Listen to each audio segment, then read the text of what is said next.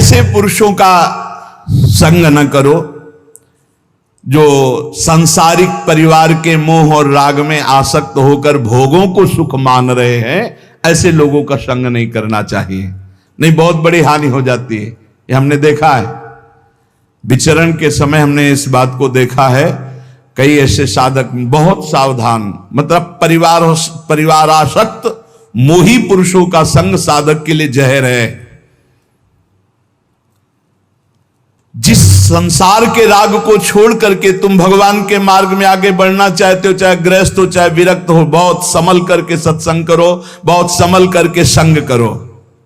यह ध्यान रखना है कि एक धागा भी यहां से नहीं जाएगा तुम्हारे साथ, कुछ भी साथ नहीं जाएगा। तुकाराम जी कह रहे हैं, धन परिवार नाना प्रकार की भोग सामग्री मान प्रतिष्ठा, इससे जब मन हटता है तब वो सच्चा आनंद प्राप्त होता है। 2-4 माला जपे बोले अभी आनंद नहीं प्राप्त हो रहा। धन की आकांक्षा, कामिनी की आकांक्षा, मान की आकांक्षा, इनका जब नाश हो जाता है भजन बल से, तब भगवदानंद की स्फूर्ति होती है। पर ये कुतर्की जन फिर भी उसका पिंड नहीं छोड़ते।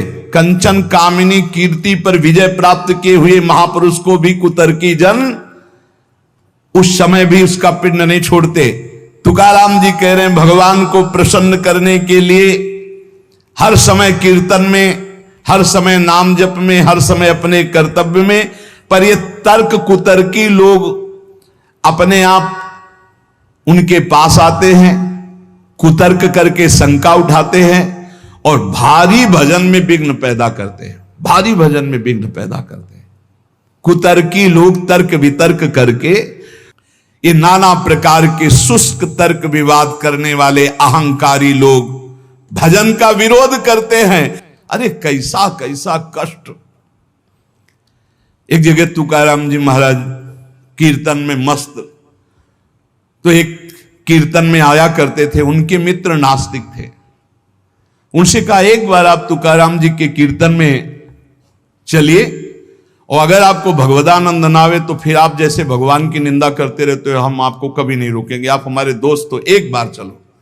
जो ही गए तो तुकाराम जी की वो झांकी देखकर आंखों से अश्रु प्रवाह और नूपुरों की ध्वनि, राम कृष्ण हरि राम कृष्ण, वो तो लौट गया चरणों में। अब रोज कीर्तन में, अब कीर्तन के बाद थोड़ी देर सत्संग होता, अब उसमें ब्रह्मचर्य आदि की महिमा वो अपनी पत्नी से बोलना बंद कर दिया। तो जैसे काफी समय हुआ तो उसको पता चला कि ये कीर्तन में तुकाराम जी के पास जाते इसलिए बोलना, तो बोले मेरी जिंदगी का नाश करने वाला, हाथ जोड़ करके पति से कहा आपका तो उद्धार हो गया, मेरा उद्धार कैसे होगा? बोले चलो चलते हैं आज कीर्तन में। बोले नहीं, पहला कदम अपने गुरुदेव को घर में लाओ, एक बार चरणामृत उतारें, घर में चरणामृत डालें, फिर भगवान मेरी ये पत्नी को कैसे, जैसे मेरी बुद्धि शुद्ध हो गई, इसे बड़ा प्रसन्न हुआ। तुकाराम जी से कहा जा गया अपार कृपा आपकी, पूरी बात बताई। उनका भाई यदि तुम्हारी पत्नी को ऐसी प्रसन्नता और तो मैं अवश्य चलूंगा। सीधे सरल भक्त आ गए, उसने बीच आंगन में बैठाला, जो दरवाजा रसोई का था उसी के सामने, और पहले से 5 लीटर पानी खौलने को रख दिया था।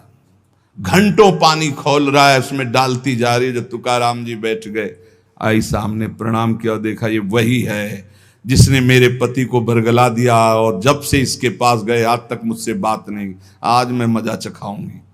और बस कपड़ा से पकड़ भगोना लाई, ऊपर तुकाराम खौलता हुआ पानी, विठ्ठल विठ्ठल पांडुरंगा पांडुरंगा, सब छाले छाले पूरा शरीर, और गर्म पानी इतना।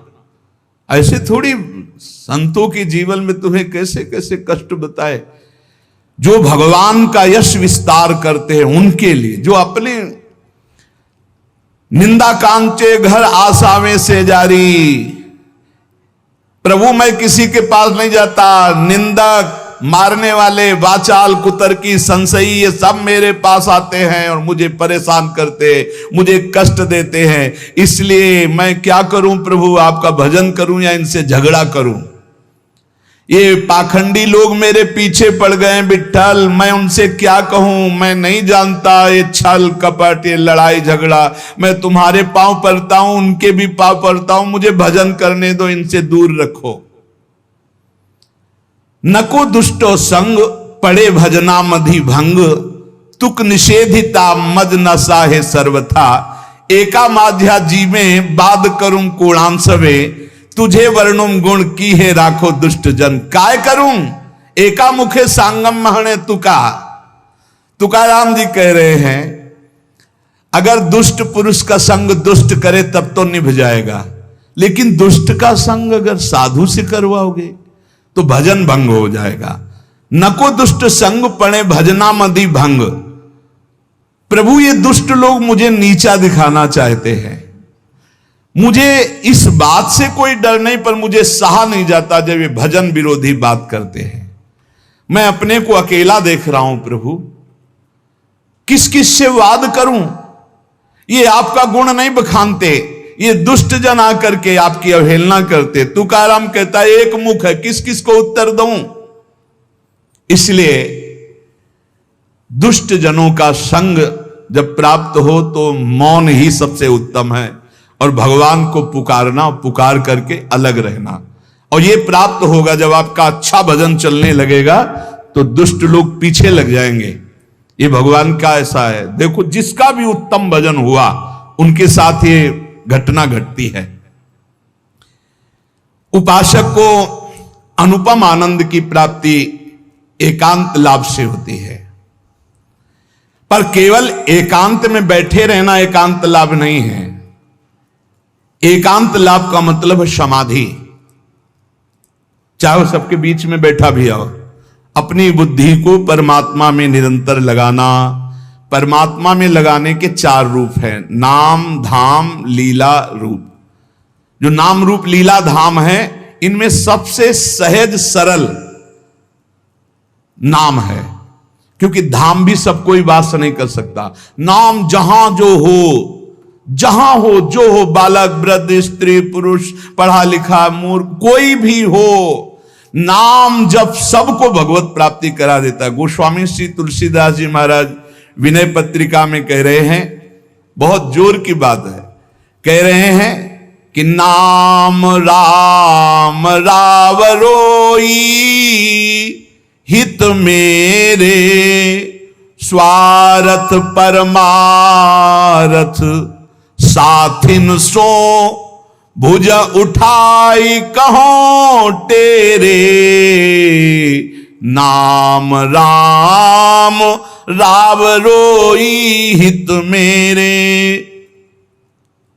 मैं हाथ उठा के कहता हूं, जो स्वार्थ के मार्ग में चलने वाले हैं या परमार्थ के मार्ग में चलने वाले हैं, या आप जितने भी मुझे अपना मानते हैं संगी साथी, मैं सबसे हाथ उठा के पुकार करके घोषणा करता हूं कि त्रिभुवन में केवल एक परम कल्याण करने वाला भगवान का नाम है। मेरी बात मान लो। गोस्वामी तुलसीदास जी नाम चल रहा है, कहीं भी हो आपको भगवत प्राप्ति हो जाएगी। नाम चल रहा है, नाम। जननी जनक तजो जनमी, करम बिनु विधु ही सृजो अवडेरे। मोहू सो को कहत राम ही को, सो प्रसंग के ही केरे। देख लो मेरा भाग्य, जन्म लेते ही माता चली गई। बड़े महापुरुषों के साथ बड़ी घटनाएं घटती हैं। जन्म लेते ही माता चली गई। अभागी जानकर पिता ने कभी प्यार नहीं किया, त्याग कर दिया। जिस पुत्र के प्रकट होते मेरी अर्धांगिनी चली गई, मैं ऐसे पुत्र का मुंह भी नहीं देखना चाहता। तो माता ने तो शरीर त्याग के चली गई, पिता ने मुझे त्याग कर दिया। ब्रह्मा ने मुझे कुछ अभागा ही रचा है, गोस्वामी तुलसीदास जी कहते हैं। बड़ा बेढप मेरे भाग्य की रचना करी। जिसके दरवाजे में खड़े हो जाते टुकड़ा नहीं देता, भगा देता। जिस दासी ने पालन पोषण किया, कुछ दिन बाद वो भी पधार गई। सबको ये भ्रम हो गया कि तुलसीदास जी महाराज के लिए कि बड़ा भागा बालक है, जिसके दरवाजे पे खड़ा होगा कोई घटना घट जाएगी, कोई भोजन नहीं देता। बोले ब्रह्मा ने कुछ भाग्य ही ऐसा रचा था। अब जो मुझे समझ में आया कि मेरा जो भाग्य बदला वो राम नाम से, राम राम राम, पकड़ो बात को पकड़ो। अब तो कोई कोई कहता है कि तुलसी राम का है, अब अभाग्य मिट गया। बड़े बड़े बादशाह ताज उतार कर रखते हैं, जानते हुए सब क्यों हो रहा है? क्योंकि हमने राम नाम का आश्रय ले लिया। अब खूब राम राम राम राम जपता हूं, उसका परिणाम हुआ कि सब कोई सम्मान देता है, सब ताज उतार के रख रहे हैं, प्रणाम नमस्कार दुनिया वाह वाह। क्यों? क्योंकि राम राम जपता हूं, राम का हूं, इसलिए। बात समझो। अगर पकड़ पाओ कह रहे हाथ उठा के कह रहा हूं, जन्म से अभागा कहा गया, मां पधार गई पिता त्याग दिया, संसार के लोग कहते अभागा है, लेकिन राम नाम का प्रताप ऐसा उदय हुआ। मोहू से को कहत राम ही को सो प्रसंग कह के रे, उसी नाम के बल से लोग अब कहने लगे तुलसी तो राम का है। फिर ओ ललाट बिनु नाम उदर लगी, दुखो दुखित मोहि हेरे। आहा, जब मैं राम नाम का आश्रय नहीं लिए था, तब पेट भरने के लिए द्वार द्वार पर ललचाकर भूख से व्याकुल होकर खड़ा होता। उस समय मेरी दशा मुझे याद है कि अगर दुख देखे तो दुखी हो जाए, ऐसी मेरी दशा थी। बालक अवस्था, भूख से व्याकुल, दूसरे के दरवाजे पे खड़ा और धक्का मार के लोग भगा देते, अभागी है। फिर ओ ललाट बिनु नाम उदर लगी, दुखो दुखित मोहि हेरे। अब बोले नाम प्रसाद लहत रसाल फल, अब हो बबूर बहेरे। नाम राम राव रोई हित मेरे। जब नाम जब शुरू हुआ तो नाम की कृपा से क्या हुआ कि बबूल और बहेड़े के जो वृक्ष थे, अब उनमें आम लग गया। मान लो मेरा जीवन बबूल का पेड़ था, बहेड़े का पेड़ अपवित्र माना जाता है, लेकिन उसमें आम लग सकता है, लेकिन लग गया क्योंकि मेरा जीवन ऐसा था। आज परमानंद की बाढ़ आ रही। बोले वे किसके बल से? बोले राम राम राम नाम के बल से आई। नाम प्रसाद लहत रसाल फल, रसाल माने आम का फल, अब हो बबूर बहेरे। पहले तो मैं कैसा था? बोले बबूल का पेड़, काटा ही उगेगा, दुख ही मिलेगा। और जब नाम का जप शुरू किया तो उसी बबूल में रसाल लग गया, आम का फल, अर्थात महान आनंद।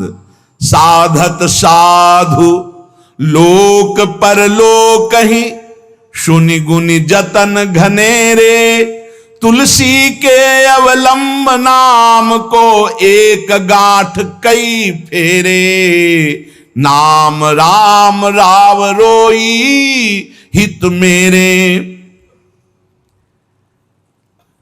संत जनों ने, शास्त्रों ने जब कहा कि जीव के समस्त दुखों को मिटाने में समर्थ है नाम, बस उसके अनुसार हमने पकड़ लिया, नाम जप करना शुरू कर दिया। उनकी बात मान करके जब नाम जप किया तो लोक परलोक सब बन गया। हरिवंश महाप्रभु कहते यही परलोक सकल सुख पावत, मेरी सो भैया कृष्ण गुण संचु।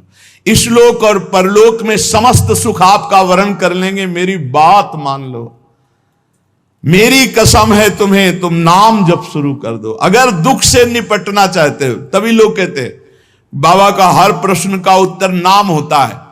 इसलिए नाम है कि एकमात्र समर्थ नाम है जो सारे पापों को मिटा दे। पापों से ही दुख मिलता है।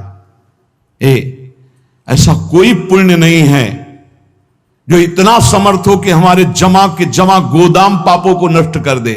वो नाम, नाम संकीर्तनम यस्य सर्व पाप नाश, समस्त पापों का नाश नाम से। लोक परलोक बनाना है तो संतों से सुना, शास्त्रों में सार बात पकड़ी, नाम कीर्तन नाम जप। अब तुलसी ने तो एक ही सहारा पकड़ लिया है, राम राम राम, एक ही अवलंबन। जैसे गांठ तो एक ही होती है, लपेटा उसमें 100 मार दिए जाए, ऐसे ही साफ शास्त्र हैं, मेन बात है, पॉइंट की बात है, नाम जप। यज्ञानाम जप यज्ञोष्मी, जितना नाम जप कर लोगे उतने ही सुखी हो जाओगे। बात को पकड़ लो। गोस्वामी तुलसीदास जी कहते हैं, तो श्री तुकाराम जी महाराज कहते हैं, संदेह मत करो, वही एकांतवास सफल है जो समाधि में है। समाधि कैसी है? नाम की समाधि, नाम का ध्यान, 2 अक्षर राधा, वही गूंज रहा है। अब समाज में बैठे हो तो एकांत, एकांत में बैठे हो तो एकांत। और अगर नाम जप नहीं चल रहा तो श्री तुकाराम जी महाराज कह रहे हैं, केवल एकांत में बैठे रहना प्रमाद है। एकांत में समय व्यतीत पड़े हैं वो प्रमादी है। तो ऐसे एकांतियों को, जैसे सांप भी तो बिल में रहता है, गुफा में चूहा भी रहता है, पीछे आपने चर्चा सुनी, क्या उनको भगवत प्राप्ति हो जाती है क्या?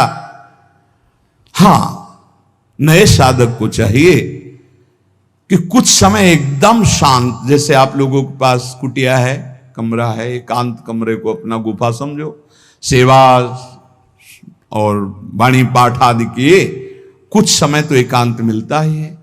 उस समय बैठ करके मन को प्रभु के चिंतन में, कई बार हम कहते हैं कि आप कहां हो, हजारों बार यहां सत्संग में कहते हैं नाम चलाओ, अंतर्मुख। जब हम सेवा में लगे हैं तो नाम चिंतन चल रहा है, जब सेवा से विलग हैं तो एकदम समाधिस्थ हैं, एकदम आनंद, नाम चल रहा जी। ठाढ़े बैठे परे उताना, कबीर काहे हम राय ठिकाना। चिंतन ही हमारे जीवन का सार है, इतनी बात समझ लो। अगर आपका चिंतन नहीं चल रहा, हम कोई महत्व नहीं रखते, इन सब बाहरी बातों का महत्व नहीं रखते, ध्यान रखना। खास बात है आपका चिंतन क्या चल रहा है। हमारे हृदय को प्रसन्न करने वाली सबसे बड़ी सेवा है आपका चिंतन। अचानक दृष्टि आपके चेहरे में पहुंचे और आपकी नेत्र दिखाई दे रहे अंतर्मुखता में, एक हृदय में शीतलता आ जाती है, हाँ काम हो गया। अगर साधक ऐसे चलेगा तो बहुत जल्दी काम हो। मुख बरनत हरिवंश, चित्त नाम हरिवंश रति, मन सुमिरन हरिवंश, यह जो कृपा हरिवंश। एक क्षण का भी, जैसे हम चर्चा कर रहे हैं तो भगवत चर्चा और एकांतिक कर रहे हैं तो भगवत प्रश्नोत्तर, उस समय भी किसी के भी एक चेहरे को लक्ष्य बना लेते हैं। वो समझता है हमको बहुत प्यार करके देख रहे हैं, नहीं, हम उस समय नाम लिखते हैं, नाम लिख करके वार्ता करते जा रहे हैं, बराबर दृष्टि उसके जमाए हुए हैं। वो समझ रहा है हमारी तरफ देख रहे हैं, हम बिल्कुल नहीं पहचानते ही नहीं कौन होगा, हम तो बोर्ड मिल गया, अच्छा उसमें नाम लिख रहे हैं, अपनी वार्ता कर रहे हैं। साधु हर समय सावधान सो, साधु नहीं, साधु काहे का? सेवा सुमिरन सावधान। इसलिए हम माइक से गरज के कह रहे हैं कि हम कभी भी किसी से पूछ सकते कहां हो।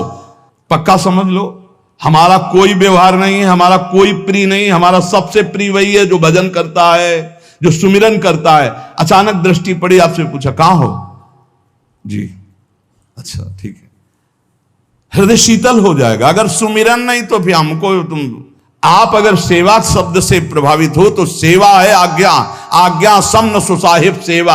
अब जो ही कहा करें हम सोई आयस ले चलें, सेवा की आड़ में अपनी चित्त वृत्ति का मनोरंजन मत कीजिए, मनोभंजन करना है, हर समय भगवत चिंतन परायण रहना है। अगर भगवत चिंतन नहीं तो आपका कोई अस्तित्व। देखो ये बड़ी दौड़ है, छोटी मोटी दौड़ नहीं है, ये बहुत बड़ी दौड़ है। आपको संसार समुद्र से अकेले पार होने की बात नहीं, तुम साधु हो, तुम लाखों को पार कर सकते हो, समझना। मान लो अगर आप भगवत प्राप्त हो गए तो लाखों को अपनी कृपा रूपी नौका में बैठाल कर संसार समुद्र से पार करोगे। साधु अपने लिए भजन नहीं करता, हाँ इस जगत के लिए भजन करता है। सर्वे भवन्तु सुखिनः, सर्वे सन्तु निरामया। श्री तुकाराम जी कह रहे हैं एकांतवास लाभ